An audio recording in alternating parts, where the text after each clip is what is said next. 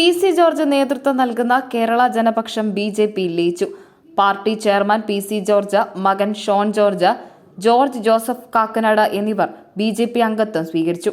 ഡൽഹിയിൽ കേന്ദ്രമന്ത്രി വി. മുരളീധരൻ, രാജീവ് ചന്ദ്രശേഖർ, കേരളത്തിന്റെ ചുമതലയുള്ള പാർട്ടി നേതാവ് പ്രകാശ് ജാവേദ്കർ, അനിൽ ആന്റണി എന്നിവർ സന്നിഹിതരായ ചടങ്ങിലായിരുന്നു അംഗത്വം സ്വീകരിച്ചത്.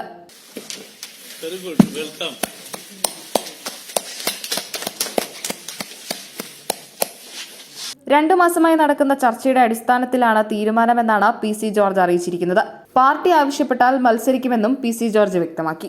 പ്രധാനമന്ത്രി നരേന്ദ്രമോദിജിയെ അദ്ദേഹത്തെയും അദ്ദേഹത്തിന്റെ പാർട്ടിയും കേരളത്തിൽ വളരാൻ അനുവദിക്കാതെ എൽ.ഡി.എഫും യു.ഡി.എഫും അഡ്ജസ്റ്റ്മെന്റ് നടത്തിക്കൊണ്ടിരിക്കുകയാണ്.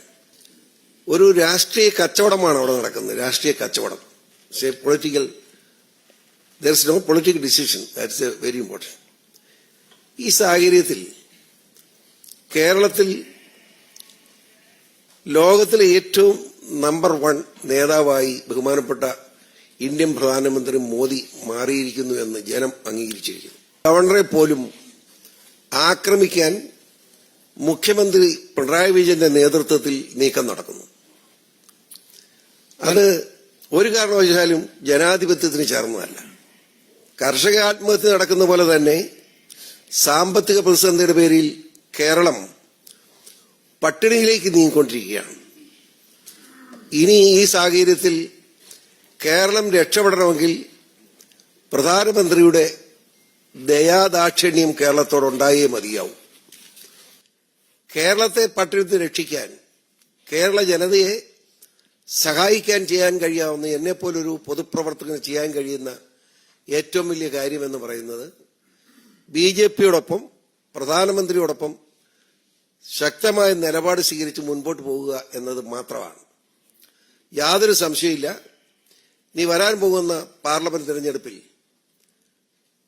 ഇതുവരെയും ബി.ജെ.പിക്ക് അക്കൗണ്ട് തുറക്കാൻ കഴിയില്ല എന്ന് അവകാശവാദം ഉന്നയിക്കുന്ന എൽ.ഡി.എഫിനെയും യു.ഡി.എഫിനെയും പരാജയപ്പെടുത്തിക്കൊണ്ട് ബി.ജെ.പിയുടെ 5-ൽ കുറയാത്ത എംപിമാർ ഇന്ത്യൻ പാർലമെന്റിൽ ബഹുമാന്യായ നരേന്ദ്രമോദിജിക്ക് വേണ്ടി പിന്തുണ പൊക്കാൻ കൈപൊക്കാനുണ്ടാവും. യാതൊരു സംശയമില്ല.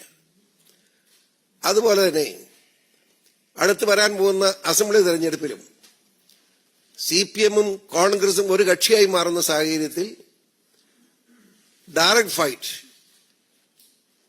കോൺഗ്രസ് CPM സഖ്യത്തിനെതിരെ ബി.ജെ.പിയുടെ നേതൃത്വത്തിലുള്ള ശക്തമായ പ്രവർത്തനം മുന്നോട്ട് പോകും. അതിലൂടെ താമസിയാതെ കേരളവും ബി.ജെ.പി. നേതൃത്വത്തെ അംഗീകരിക്കുന്ന ഒരു സംസ്ഥാനമായി കേരളത്തെ മാറ്റിയെടുക്കാൻ കഴിയും എന്ന് ശുഭാപ്തി വിശ്വാസം എനിക്കുണ്ട്. വളരെ ആത്മാർത്ഥമായി ഞങ്ങൾ മുമ്പോട്ട് പോവുകയാണ്. ഒരു വിട്ടുവീഴ്ചയുണ്ടാവില്ല. കേരളം ബി.ജെ.പിയോടൊപ്പം എന്ന് തെളിയിക്കാൻ കഴിയുന്ന സാഹചര്യം എത്രയും വേഗം സൃഷ്ടിക്കും എന്ന് ഉറപ്പിച്ചു പറയുവാനും ഞാൻ ആഗ്രഹിക്കുന്നു.